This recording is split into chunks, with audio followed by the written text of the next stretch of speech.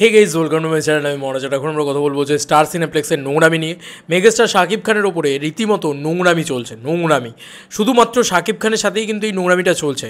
এবং এটা মানে কিছু লোক বলে বটে যে স্টার সিনেপ্লেক্স এই ভালো, স্টার সিনেপ্লেক্সের ওই ভালো, ইত্যাদি ইত্যাদি অনেক কথাই বলে।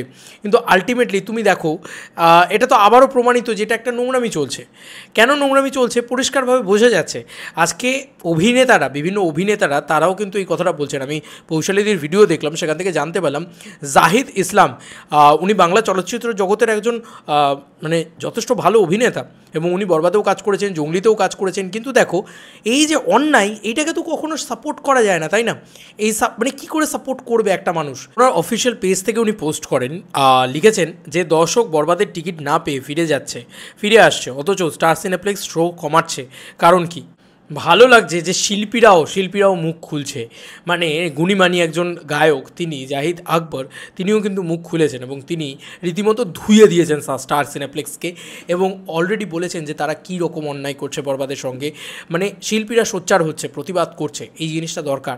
একদিন না একদিন এর ফল তো পাবেই বাংলা চলচ্চিত্র, এটা আমার বারবার মনে হয়। এইভাবে ইংরাজি ছবি ঢুকিয়ে, হলিউডের ছবি ঢুকিয়ে, বিদেশি ছবি ঢুকিয়ে আজকে বাংলা ছবির ক্ষতি করা হচ্ছে, এবং পার্টিকুলারলি শাকিব খানের ক্ষতি করা হচ্ছে।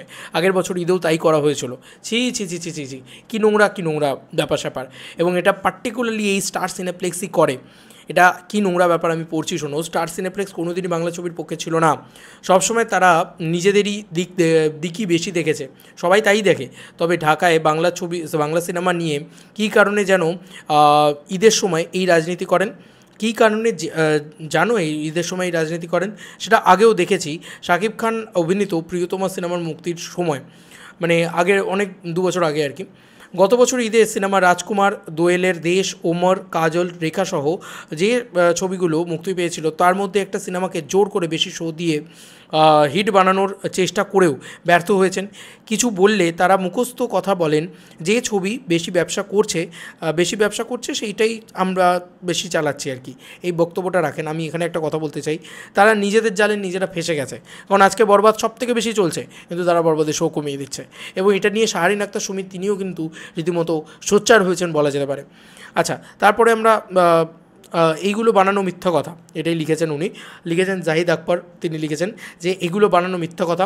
স্টার সিনেপ্লেক্স বছরে গণমাধ্যমে কর্মীদের একবার ফ্রিতে কয়েকটা টিকিট আর মাঝে মাঝে 2-1টা অনুষ্ঠান দাওয়াত দিয়ে ফ্রিতে সিনেমা দেখিয়ে ভাবেন সবাইকে তাদের হাতের মুঠোয় নিয়ে ফেলেছেন। এবার ঈদে বাংলা সিনেমার টিকিটের জন্য যখন চারিদিকেই দর্শকের হাহাকার চলছে, তারা বাংলা ছবি শো কমিয়ে বিদেশি সিনেমা চালাচ্ছেন। এটা ঠিক কী কারণে বোঝে আসে না, মানে বোঝা যায় না। এবং একটা মাস বাংলা সিনেমা চালিয়ে পরের মাস থেকে বিদেশি সিনেমা চালালে কোন ক্ষতিটা হতো সেটাও কেউ জানে না। হতো কি, স্টার সিনেপ্লেক্স কোন যুক্তিতে এমন করছেন ঠিক বোঝা গেল না। বাংলা সিনেমা নিয়ে তাদের এই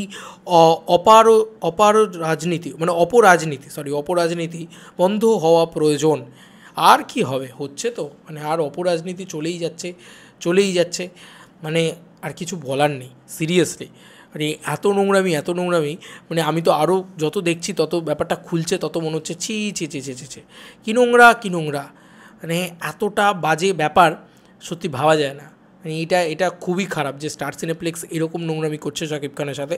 এবং এত ভালো চলছে সেখানে বাংলা ছবিটা, সেখানে তারপরেও তার শো কমিয়ে হলিউডের ছবি চালাচ্ছে নাকি?